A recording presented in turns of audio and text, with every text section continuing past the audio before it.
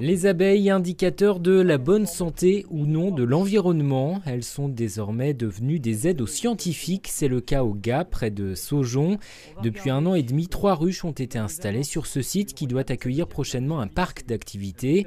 Par le pollen, le nectar qu'elles vont récolter, mais aussi grâce aux particules qui vont se déposer sur leur corps velu, les abeilles sont de vraies laborantines. Une colonie d'abeilles serait capable de retracer les conditions environnementales sur 27 km à la ronde. On a un cadre avec du couvain que vous voyez là. Alors nous, on va donc récupérer 3 fois par an un petit échantillon d'abeilles dans lequel on va l'analyser 12 métaux lourds, dont notamment le plomb, le cadmium, l'arsenic et le mercure, qui sont des métaux lourds toxiques avec un suivi.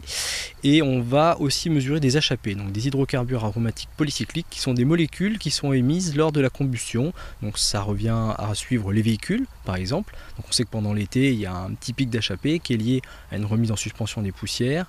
Et puis on a plus d'activités touristiques, donc ça c'est logique. Et on va voir si le chantier, également, avec le flux des camions qui vont venir pour intervenir, on va avoir une augmentation significative ou pas des HAP dans l'environnement.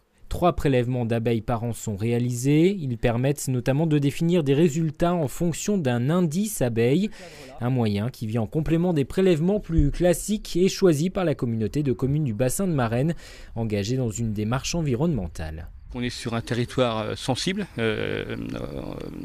composé de marées atlantiques.